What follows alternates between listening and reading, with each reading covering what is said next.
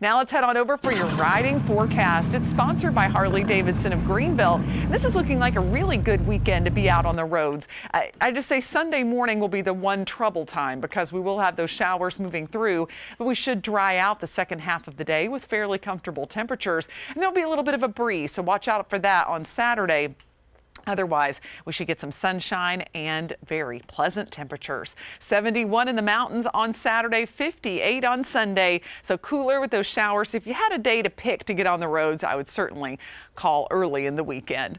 Now, if you're going on the roads currently, want to see how they're flowing with Chris. Yeah, and certainly take a little extra time. Look twice for our friends on the motorcycles this weekend and any time around the area, please. Looking at the Reedville Road in Spartanburg at Highway 290, Hidden Hill Road at Blackstock Road. Over in Oconee County, there are 3 crashes right now. Long Creek Highway 76 at Chattooga Ridge, Sandifer Boulevard at Highway 11 and Highway 130 and Windward Point Drive. Also in Greenville County, Pelham Road at Interstate Court right behind our station here, Old Grove Road at Harley Lane. And again, an update on what the backup looks like on 85 North. The northbound lane from Highway 291 up to the Gateway Project is 5 miles, and we're looking at a 10-mile backup right now from exit 51 all the way past exit 60, which is Highway 101 on 85 southbound. So just know that that is still a problem. Southbound lane of 85, this is just part of it, the 55-mile marker right before Pelham Road. Again, it goes all the way back to BMW. Cody? Chris, thanks. Well, most of us are using phones and computers all the time, and that can put parents in a tough situation. How much is too much screen time for kids? Parents Magazine surveyed moms and dads about how their families use technology each day. Jillian Lopez has those results. Children today don't have that same experience growing up of staying outside with the neighborhood kids until dark and having your mom yell at you to come inside, or playing with chalk and enjoying the great outdoors, because now kids are glued to their devices and their screen time. And according to Parents Magazine, kids could be spending up to 7 hours a day on their screens. Here's a breakdown of those numbers. That's 111 minutes watching TV, 87 minutes on a tablet, 80 minutes on a smartphone, 77 minutes playing a video game, and 66 minutes on a computer or laptop. Screens have solved a lot of problems for families. It's used as, I don't want to say babysitter, but as something to occupy your child. It's probably not surprising, but tablets are the most popular device for the kiddos. Of the surveyed families, 55% of kids have their own tablet, and 67% of those received it before age 6. Screen time has become a habit for kids, but a strategy for parents. Screen time has also been used as a parenting strategy. So about 3/4 of parents say that they use it as a punishment. They will take away screens if they don't do their laundry or their chores. 68% are using it as a reward, though. So it's definitely a commodity. The hardest part? Getting the kids to set the devices down. Only about half of moms say that their child actually puts away their tablet or smartphone when they are asked. But there is a struggle and there is fighting that happens when it's time to put the device down. On the contrary, 77% of parents let their child have screen time so they can do other tasks, like making dinner or doing laundry.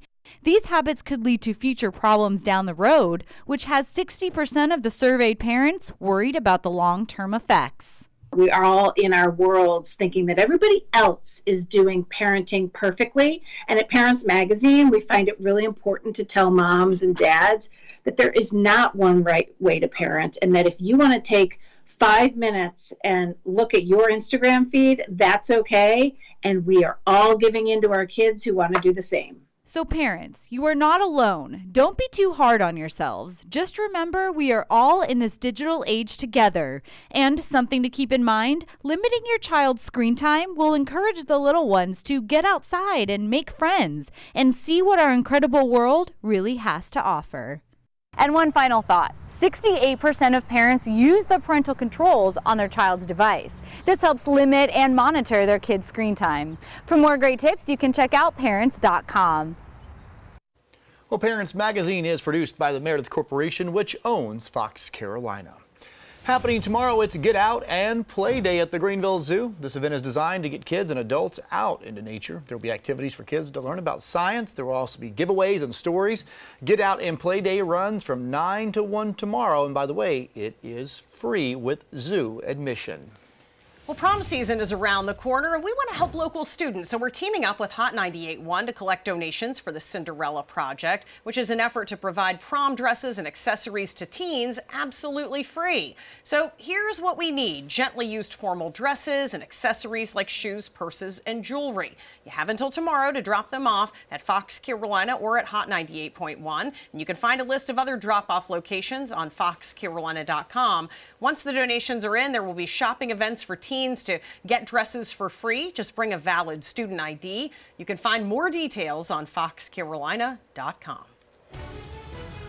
Well, 7 South Carolina law enforcement officials are now facing charges. They're accused of taking bribes to protect drug traffickers. More on this bust coming up at 5. And we are continuing to follow the very latest out of Colleton County as we learn more about the death of 10-year-old Renaya Wright. Heartbreak and outrage continues in the community. And if you're at home watching us, you're in luck. You're not in this mess. Out on I-85, that is southbound heading toward the 385 corridor. Chris Scott keeping an eye on traffic situation. We'll check in with him, and we'll check in with Kendra as well about your beautiful weekend, at least half of it. Hi, I'm Ted Fate. And I'm Nicole Pape. The start of next week brings cooler temperatures and a rain chance, but it may not last all that long. You can find out your weather and traffic every 10 minutes. Also, we do know that it's getting warmer out there, so what do we do with the little ones? Of course, Joe Gagney will be filling us in on how we can participate in sports leagues and camps and things like that. We'll have that and any breaking news from over the weekend. We start at 4:30 and we're on until 9 on The Morning News.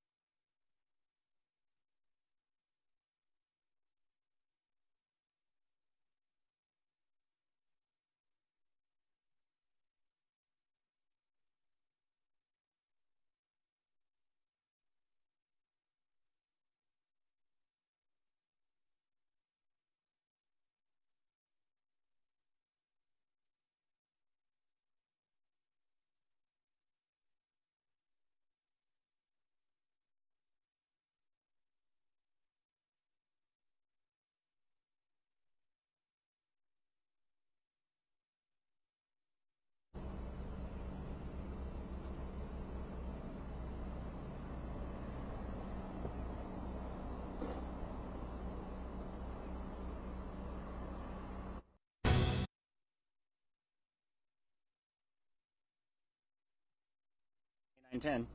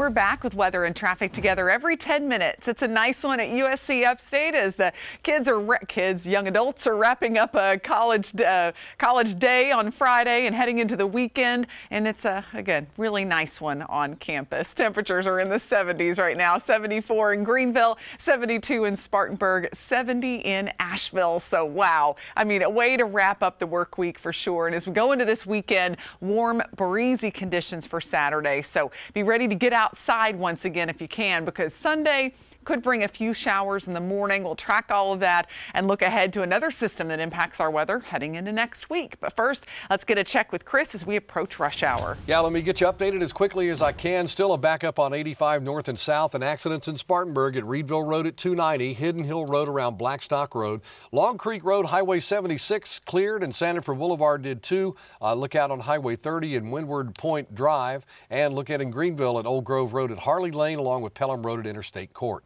Well, there's a backup right now again at the airport. It goes a little bit farther back, almost to exit 60 at BMW. No new accidents along 85 south. The one at north exit 51 has cleared as well, but backups continue in both directions. Cody?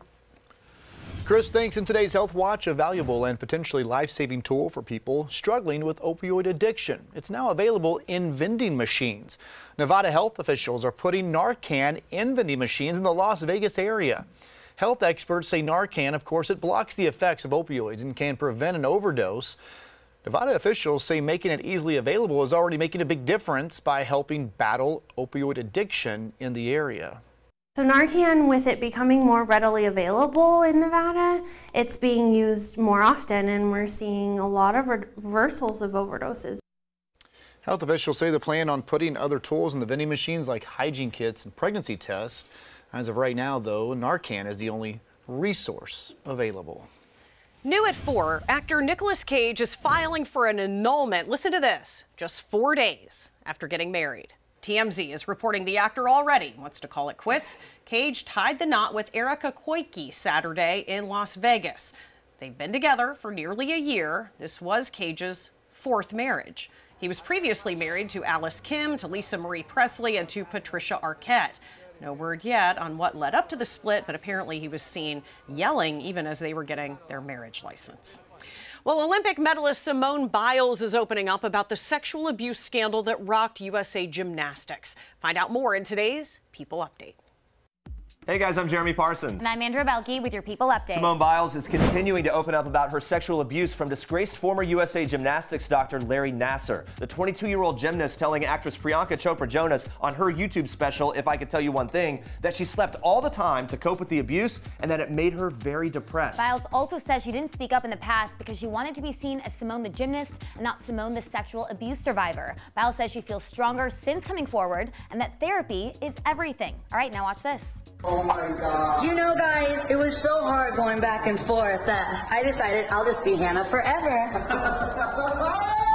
She was getting a lot of press this week, thanks to me. There you go, the best of both worlds. Miley Cyrus transforming back into Hannah Montana on the gram, dyeing her hair platinum, adding those blunt bangs similar to that Disney alter ego. If you remember, Cyrus wore a wig when she played her pop star persona, Hannah Montana. Her hair was naturally brown when she played herself, Miley Stewart. This hair change, however, is the real deal. Cyrus revealing on Insta story, no extensions used, it's all her hair. I want to dedicate this award to my Uncle Johnny, the most fabulous gay man I've ever known and I ever knew, who helped raise me and my sister. Witnessing his battle with HIV was one of the most painful experiences I've ever lived. Getting very emotional there, Beyonce with Jay-Z by her side at the 2019 GLAAD Awards Thursday night in LA, accepting the Vanguard Award for their advocacy, and in doing so, revealing that her uncle died after battling HIV. GLAAD presents the award to LGBTQ allies to promote equal rights for the community. For these stories and more entertainment news, check out People Now, streaming live weekdays on People's Twitter handle or download the People TV app. And People Magazine is produced by the Meredith Corporation, which owns Fox Carolina.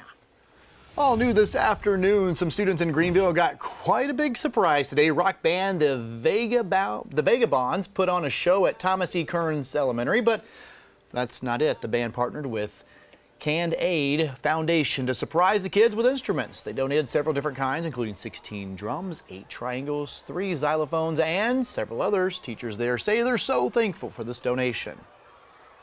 being able to have that language of emotion, which essentially what music is one way for students to get their creative outlet, to be able to express themselves in our school atmosphere. So it's going to be really exciting to see what they do today. The band also gave music lessons to the kids with those new instruments. Well, you won't catch one lady babysitting her grandkid. She's too busy drawing crowds at a club in Poland. There she is. 80-year-old DJ Wika has been performing for retirees for around 20 years now. And as you can see... That's great. Yeah, she has a fan base, too. She plays... I love it. Yeah, this could be Chris in 20, 40 years, I don't know, a long time from now. And you can see all the crowd there. She plays everything from disco to rock to samba. DJ Wika says she loves to break down stereotypes and she doesn't think age should be a limit. I like her outfit. Those Isn't glasses. that great? She's got her wedge shoes on, her yellow pants, her cool glasses. We need to get her over here. Rocking it. That's awesome. Well, this is not so awesome. This is a live look. I-85 southbound. It's usually a parking lot, but a little bit worse today as you head into the 385 corridor. We'll check in with Chris in just a moment, but if you're heading to Greenville County, just be prepared to wait. And a lot of traffic. The good news is roll down the windows because it is a nice afternoon, but we do have some breaking news to get to know right now. That's right. It comes out of Colleton County, where the sheriff's office is expected to give an update on the 10-year-old girl there who died after a fight in her school. Renaya Wright got into a fight in her 5th grade classroom on Monday. She was airlifted to the hospital and she later died. Hundreds of people, including total strangers, gathered, and they've created a makeshift memorial outside Forest Hills Elementary School. They had a vigil last night to remember her. And the school board remains largely silent about the situation. They met in a special called meeting yesterday. They went into executive session for 2 hours. And when they came out of this, a lot of parents were ticked off because they read prepared statements saying because it's an ongoing investigation, there's not much they can say. Out of respect for our families and the integrity of this investigation, we request that the public remain patient and focus on supporting this community. Now, one thing we know is no weapons were involved in this fight. One other student was involved. That student has been suspended indefinitely. And as of 5 o'clock, no one has been charged in this investigation. But again, we are standing by for the first time. The Colleton County Sheriff's Office will speak publicly about this case.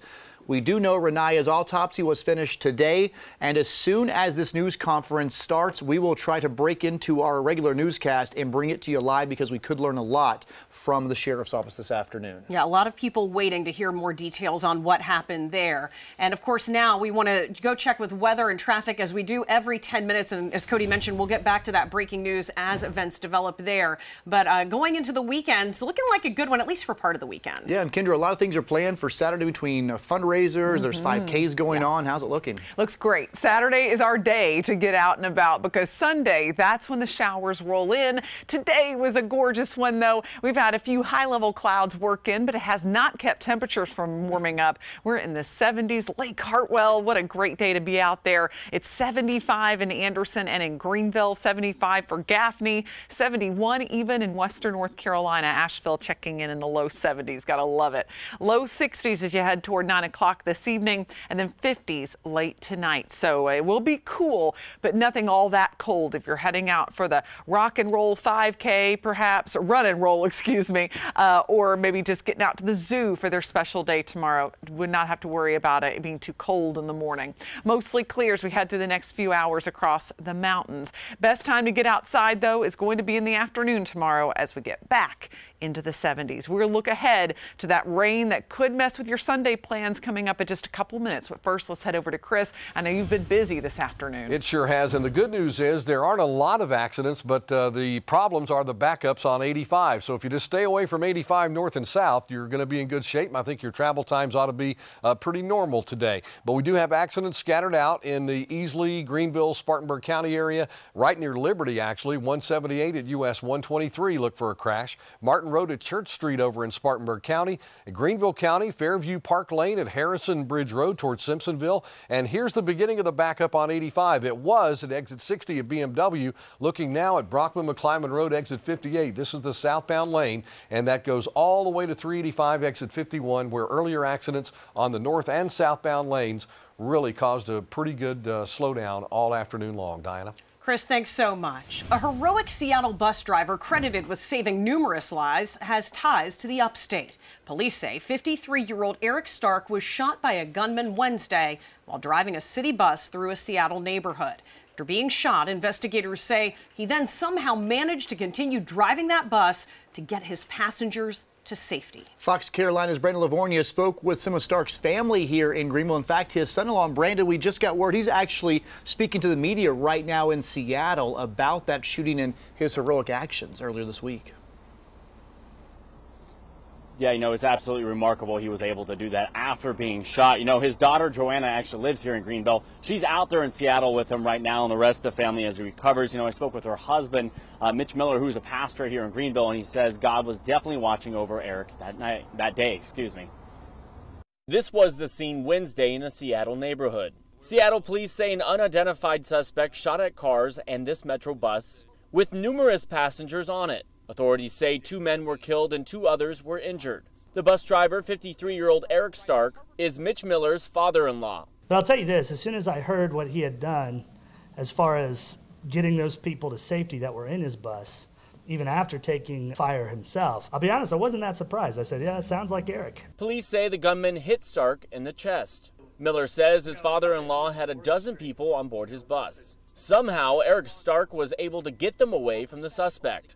Eric, quick thinking, quick action. He takes the bus in reverse, which is actually a pretty difficult maneuver, backs it up to where there's a side street perpendicular, just takes that, puts it in drive, takes that street about 5 blocks away. After Stark, the hospital says both are. Many in Seattle and around the country are calling the bus driver a hero. I know that he's just thankful to be here.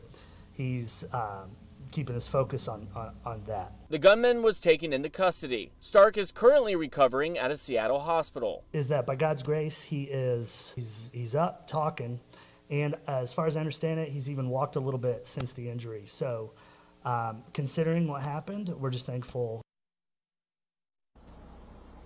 Now, there's been a GoFundMe page set up to help him with his recovery efforts. We have that link over at foxcarolina.com. Live here in Greenville, Brandon Livornia, Fox Carolina, the 5 o'clock news. Brandon, thanks. All new here at 5. We're learning more about an overnight fire in Spartanburg. Crews were called to Cardin Foods and Company around 11:30 last night.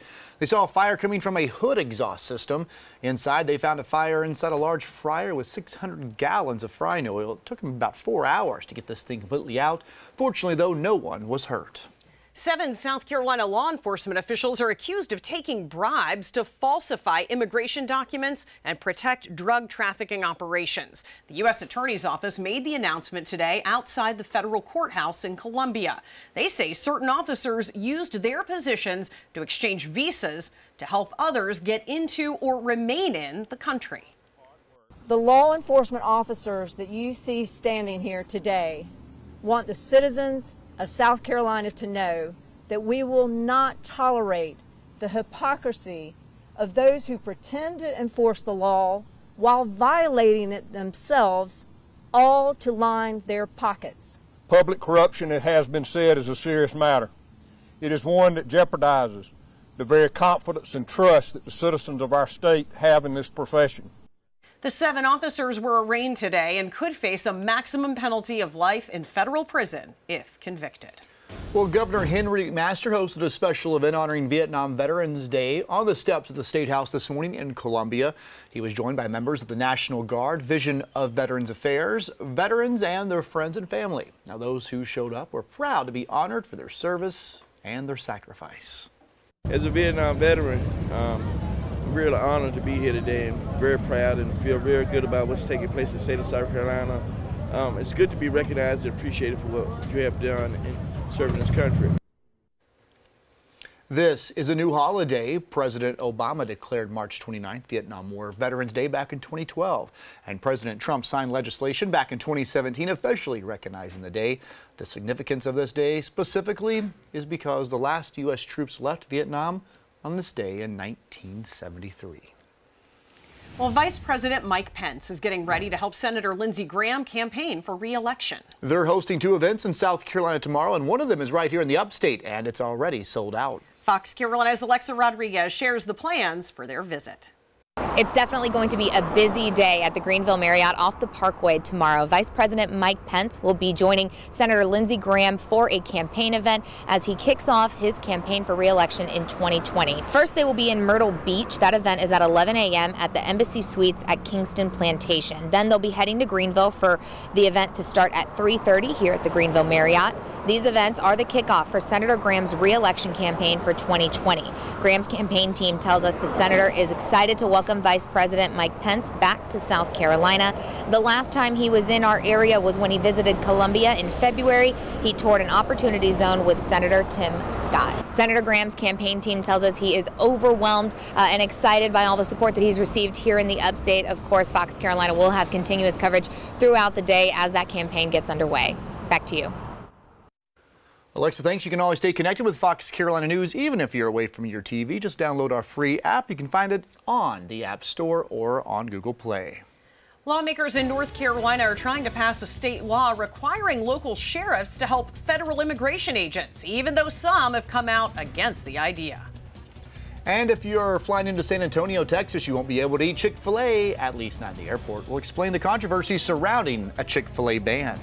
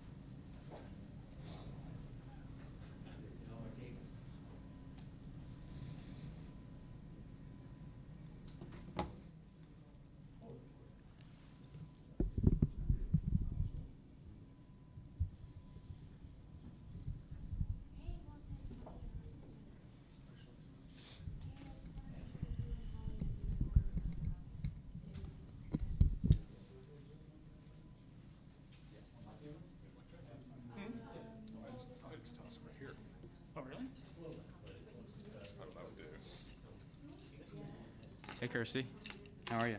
How's the audio? Good.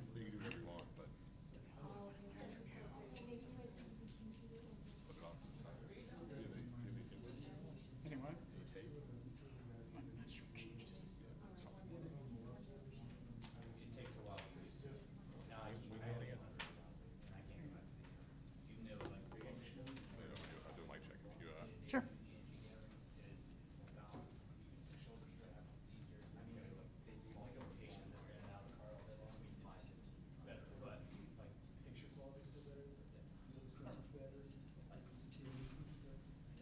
Mic check 1 2 3 4 5 6 7 8 9 10. Mic check, mic check, mic check 1 2 3 4 5. Check, check, check. Everybody good?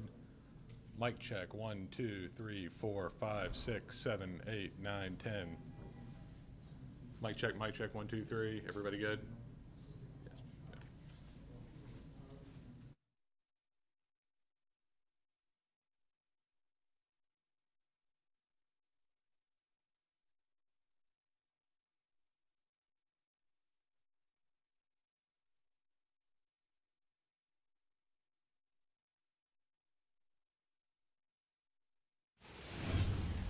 On the Carolinas today, Republican lawmakers in North Carolina are backing legislation that would require local sheriffs to work with immigration and customs enforcement when asked. This comes after recent decisions by some newly elected law enforcement officials, including the Buncombe County Sheriff, to stop helping ICE agents. Laura Leslie explains why the ACLU says this bill is unconstitutional.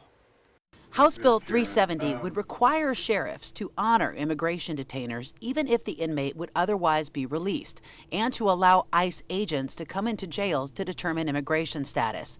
Federal law does not require that, but Representative Destin Hall says most sheriffs already work with ICE anyway. It's just common sense that our law enforcement officials should cooperate with each other to keep the public safe. This bill would make sure that our sheriffs in North Carolina do that.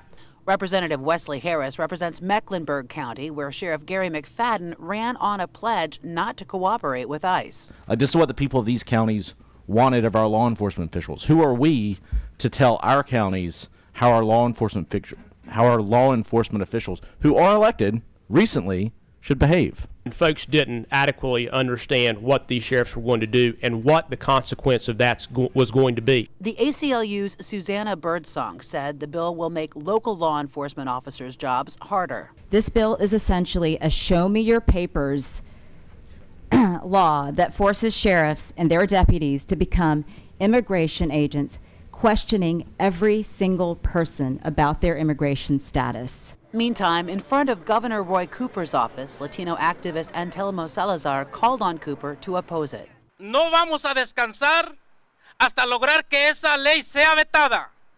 We're not going to go in peace until that proposal of law gets vetoed. The bill was passed by the State House Judiciary Panel in a 17-9 party line vote. Now it goes for debate in the General Assembly, where it has support from the House Speaker. Right now, Chief Meteorologist Kendra Kinney here with us. A very beautiful afternoon out there. It really has been. I mean, just a little tough to be at work, but a lot of folks getting off right now and running into a lot of traffic on the way home, but it is, at least it's pretty out there. Yeah, roll down the window, open the sunroof, do something and enjoy it on the way home. Try to enjoy it. Maybe you can get out tomorrow morning. If you're doing the upstate run and roll, it's in Cleveland Park tomorrow morning. Temperatures will be in the 60s to get the day started, so it's looking cool, but not as cold as the last couple of mornings. May have a few clouds, but no rain expected until Sunday. The afternoon, partly cloudy. This is the best time to be outside as temperatures will range from the low to mid 70s. So get ready for another really nice feeling day. Here are those nice temperatures currently. 75 for Gaffney and Union, 75 even in Anderson, 78 for Elberton, so pushing 80 degrees in some spots. We'll do the same thing tomorrow. 71 up in Asheville. 68 for Brevard. As we take a look at the radar zoomed out, you can see we've got some activity off to the west associated with the front that's going to be getting a little closer to us this weekend. Out ahead of it, we're going to see some cloud cover, maybe a few sprinkles in portions of the mountains, but that's about it. We're going to see a mostly dry setup for Saturday before the main system gets here on Sunday. So we'll start off in the low 50s, make it to the mid 70s by the end of the day. It'll be a little breezy, especially during the late afternoon hours. So be ready for that. It might just make it a little bit of a nuisance wind, but still should be pretty nice out there. 70 at 4 o'clock in western North Carolina. So even with that breeze and the coolish morning, I'm going all the way with a perfect 10. It is going to be a beauty of a Saturday. So there it is on Futurecast. You can see partly cloudy skies, not picking up much in the way of rain. But let's go on to Sunday because that's when the rain moves in. This is a brand new update, in fact. Has intensified the rain a little bit as we go toward late Saturday night, moving into the mountains. But still, look at this. It just falls apart as it tries to move into the upstate. But as it does, I do expect some sprinkles, drizzle, light rain in spots. And as we go into the rest of Sunday, clouds will start to dissipate into the middle part of the day, maybe a few wraparound snow showers before we start to see the sunshine by about 2 to 3 in the afternoon. So if we see any snow in the mountains, it's going to be up right near the Tennessee line. Nothing to worry about. Wouldn't last very long. So in the upstate, the better day to be outside will be Saturday, but Sunday not a washout. Just a few showers early. Second half of the day will be a bit cooler. 50s on Sunday in western North Carolina. So the best day, hands down, will be Saturday. Next 7 days, as we head into next week, it's going to be cooler. Highs only in the 50s on Monday, low 50s Tuesday with some showers. So that'll be a chilly rain. We might even get some mountain snow on Tuesday of next week, something to keep our eye out for. But then it warms back up very quickly toward Friday. Of course, you can always head to foxcarolina.com for your interactive radar and hour-by-hour forecast. Now let's head over to Chris for an update on all that backup. Yeah, there's still a backup and another new accident around the 51-mile marker at 385 and 85. There's been 2 of those today, and there's another one, so there's a delay and traffic not even moving really on the 85 area hardly at all. 178 at US 123 in Pickens County near Liberty, also at Martin Road at Church Road around Spartanburg County, Fairview Park Lane and Harrison Bridge towards Simpsonville. So not many accidents, but boy, I'll tell you, traffic just not even moving right now. A left lane blocked up here at exit 51, 85 south at 385. The backup not quite as bad as it was, but it will begin to be as we get into that rush hour period. But right now, 85 south and Pelham Road at 85 at that area, not even moving at all. Cody. Chris, thanks so much. Well, the state of Texas is investigating whether San Antonio broke the law when it banned a Chick-fil-A from its airport. San Antonio City Council made excluding Chick-fil-A a condition of the new concessions contract it approved last week. The councilman who made this motion says it's because the city wants everyone to feel welcome and the city does not tolerate anti-LGBTQ behavior. Chick-fil-A's president has said his company supports the biblical definition of the family unit in reference to gay marriage. Texas Attorney General Ken Paxton says excluding Chick-fil-A from the airport is unconstitutional.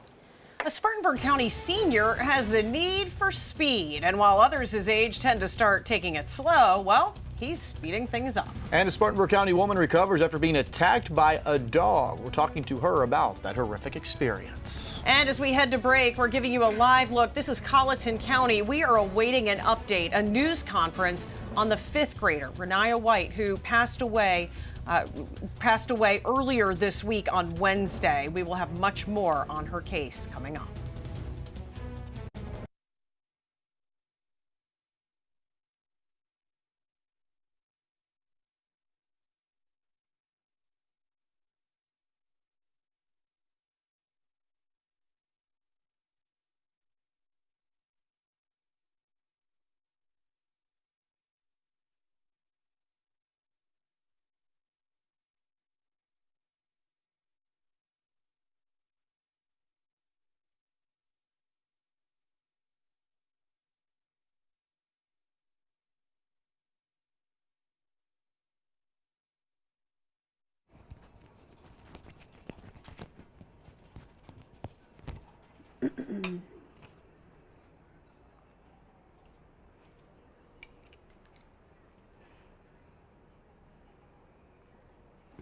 I do.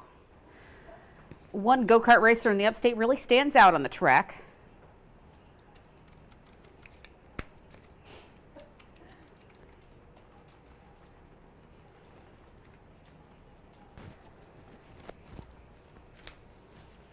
Thanks.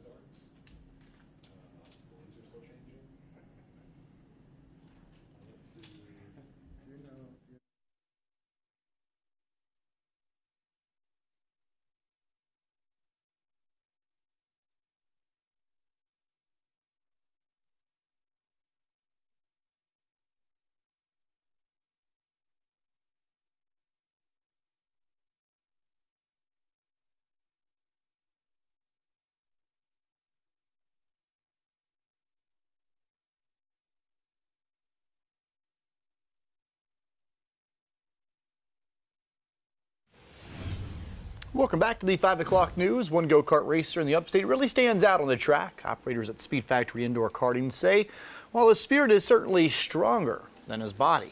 The senior citizen can give anyone a run for their money on the racing circuit, and Fox Carolina's Margaret Burnquist caught up with him, and she's in our newsroom with his story. Pretty cool guy there, Margaret. Absolutely, Diane and Cody. Born in Czechoslovakia in 1948, Josef Rubal has lived a more fascinating life than most of us can imagine. But at this stage in life, he says he finds satisfaction in being able to race fast and ignore everyone who has advised him to take it easy.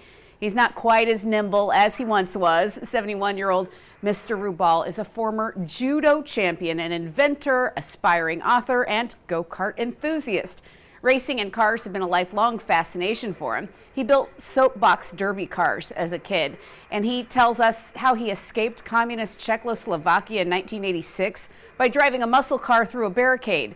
Today, perhaps just a few years past his prime, this retired electrical engineer still doesn't give up his dream of being a race car driver. He's been coming to Speed Factory indoor karting in Spartanburg every week since he discovered the place in January. He competes to beat his own performance times and stay high up on the leaderboard. You have to practice. Race car drivers call it seat time. You have to sit in the car and practice. If you do something, it's worth to do it well. And it brings satisfaction. He takes everything he does seriously, and while several doctors over the years have recommended that he slow down, he's not planning on doing that anytime soon. Now, often Mr. Rubal will compete in up to 3 races in a day when he comes to the go-kart track, which I'm told is as intense as enduring a standard workout in the gym. He says he's designed and created 75 medical instruments for cardiovascular research, and he's working to write a book. So definitely not slowing down one bit. Cody. Margaret, thanks. Awesome stuff there. Well, the Carolina Panthers are still holding out for some tax breaks to move their headquarters across the border to South Carolina. But a bill that would deliver it is now being held up in the State House. President Trump launches a new attack on the Affordable Care Act, but critics say he should back off until he comes up with a plan of his own. And it's looking great on Saturday if you want to take the kids to the zoo or just your local park. But Sunday, not so perfect, but it won't rain all day. I'll show you on Futurecast coming up. And as we head to break, this is a live look. This is the Colleton County Sheriff's Office, where a news conference is planned for any time now in relation to the death this week of a 10-year-old there who died in her classroom after a fight in her classroom there in Walterboro. We'll have much more live coverage when we come back. Closed captioning sponsored by Bojangles. It's Bo time.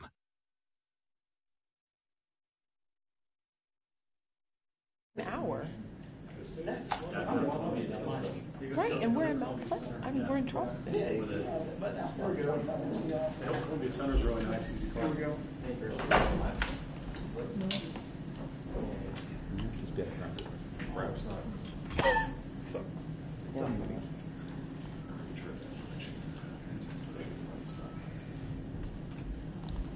What do you know that we don't? All right, we'll call them. We got it.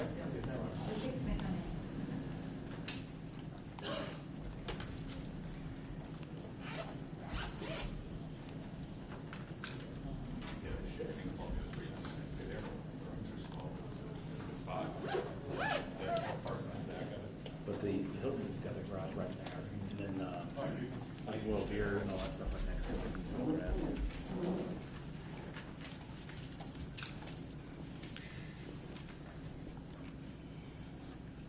Good evening.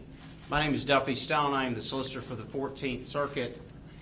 To my left is Sheriff Andy Strickland of the Colleton County Sheriff's Office. To my right is Colleton County Coroner, Mr. Richard Harvey. Thank you for coming. The Colleton County Sheriff's Office is leading the investigation into the incident that took place Monday at the Forest Hills Elementary School in Walterboro. As the Chief Prosecuting Attorney, my office has been offering any advice that law enforcement may need throughout this investigation. We have been working with the Colleton County Sheriff's Office and their partner agencies since the beginning of this investigation. This morning, pathologists at the Medical University of South Carolina performed an autopsy on the 10-year-old child. As is standard procedure in all autopsies, test results were taken by the pathologist at the Medical University of South Carolina. Those tests, the results of those tests, are not in. We do not have them at this time, and we do not expect them for several weeks. After these results are in, after the investigation has concluded, we will share those findings first with the child's family and then with the public. We want to give the public as much information as possible. However, it is important that everyone remember that all conclusions should be held until all of the investigation has concluded and all of the test results are in.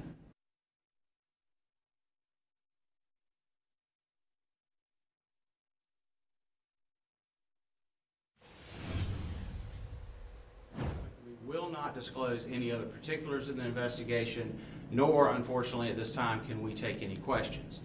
However, at this point, I will turn it over to Sheriff Andy Strickland of the Colleton County Sheriff's Office. Sheriff? Thank you.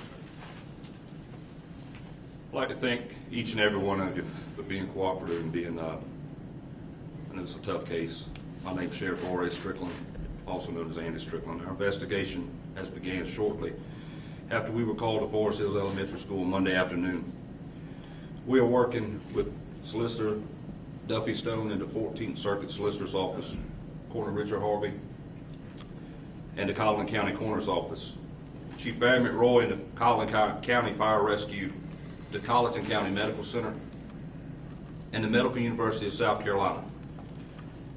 Chief Mark Keel in the State Law Enforcement Division, Superintendent Franklin Foster, and the Colleton County School Board, and the Colleton County District has also been cooperating in our investigation.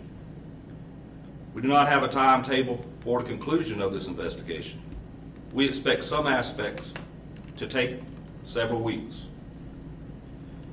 We will do whatever is necessary and take as much time as necessary to ensure a thorough investigation. We will disclose our findings and all test results at the appropriate time. This investigation is ongoing. We urge everyone to please remain as patient as possible with the understanding that every available resource is being utilized.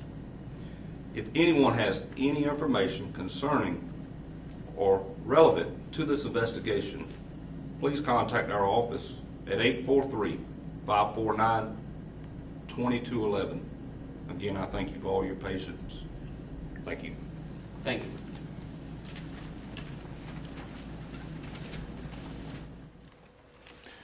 Well, right there you heard the solicitor, which typically we do find out after autopsies if there was blunt force trauma, saying they will not release this autopsy result. The coroner, surprisingly, not at this news conference either to speak on his own behalf. The solicitor not taking any questions from the media. The sheriff not offering any new information. They're saying now they're going to wait for more results, which will likely take 2, 3, 4 weeks. So it's more of a wait and see game here. So as you can imagine, this community not going to be happy. They yelled at the school board yesterday for not talking, and now the solicitor and the sheriff come out and say, look, we're not going to take any questions, or we're not releasing an autopsy report, which we really thought would happen because in most cases it is released, even in this type of death investigation. At least you get some initial information there about the manner of death, some information that would point in a direction there. The sheriff also commenting there, asking the public basically to remain patient with the investigation, saying the investigation is ongoing and they're putting every resource on this. But of course, that doesn't take care of those questions that are existing right now, knowing that Renaya's fight happened on Monday. She passed away on Wednesday, and here we are at Friday with literally basically the same information that there was initially, nothing else being added there. So some frustration there for that community, wondering about the status of the student involved in the fight, wondering how something like this could happen in a classroom. Where were the adults present? What was the chain of events here? And those questions have yet to be answered. The question is, just tell us what happened. All we want to know is what led up to the fight. Was there a physical fight? And just walk us through that.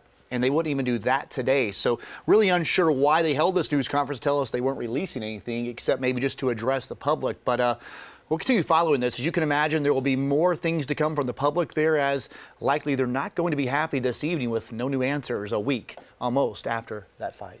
We'll continue to follow that. And right now we do have some other news we want to get to, including this one. A woman attacked by a pack of dogs at an upstate funeral. We recently told you about this case, but now we're hearing from her about those scary moments. She was attending a service after the death of her brother-in-law when the unthinkable happened. A moment of grief turned into a fight to survive. Barbara Lee still can't believe what happened. I'm gonna die. That's what I thought. I'm gonna die. The 76-year-old was at Wood Memorial Park in Spartanburg County for her brother-in-law's funeral on Monday when she walked over to check her husband's gravesite nearby. Just been over like this, repositioning the flowers, and then I heard a noise, and of course I looked around, and here comes a dog just flying. As soon as that one got me, he grabbed my ankle.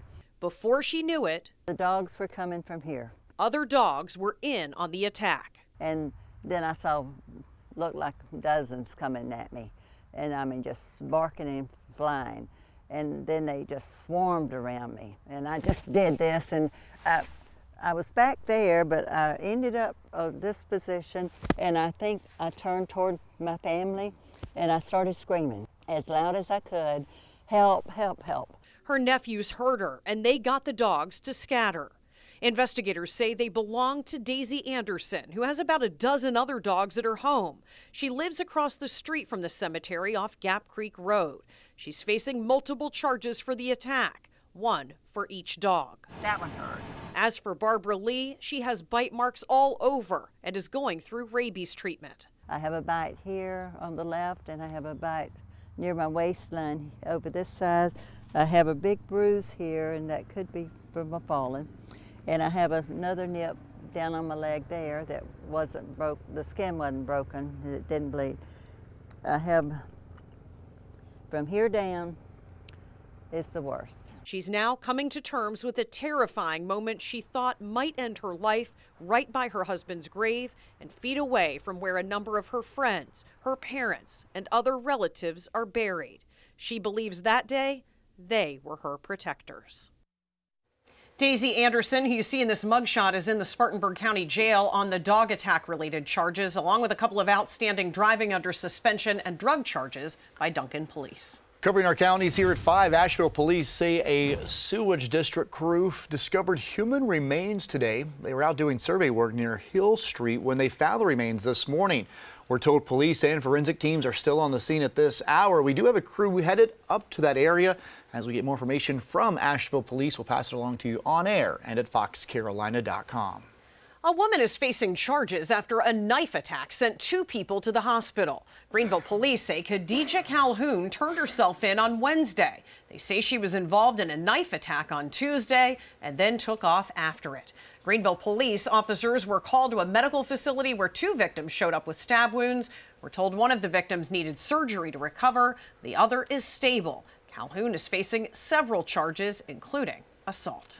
Well, Fountain police say a man is now in custody after a chase all over that area of the county. Officers say Devon Nance was throwing drugs out of his car during all of this. It started on Harrison Bridge Road in Fountain Inn. They tried to pull Nance over, but police officers say he took off towards Simpsonville, crossed into Malden. He finally got stopped at a gated subdivision entrance and surrendered. Nance is facing a slew of charges, including drug possession and child neglect. Also in Greenville County, troopers say a deputy's patrol car was hit by another driver. It happened when the deputy was stopped at a red light on Augusta Road. The other car slammed into the back of the cruiser. The deputy went to the hospital for minor injuries, but good news is expected to be okay. And you can always stay connected with Fox Carolina News, even if you're away from your TV. Just download the free app. You can find that in your app store or on Google Play. Time now to talk weather and traffic every 10 minutes. And always fun to talk about the weather when you have a day like this, right? I mean, just blue skies and warm temperatures out there. This is really like a perfect spring day. It is, if only it was Saturday. But I guess we get at least one day this weekend. It's going to be nice, too. It'd be really tough if I had to say, well, it all changes for tomorrow. But luckily, we keep these really comfortable temperatures, at least the first half of the weekend. Second half, some rain moves in. It cools down just a little bit. But we're at least going to experience this for a little while longer. 75 in Greenville right now, 75 in Anderson, 72 for Clemson, and we're looking at low 70s around the Asheville area, 67 for Waynesville. Tonight will be cool, but certainly not as chilly as the last couple of nights. 52, you'll need the long sleeves, at least for the first couple hours of your Saturday.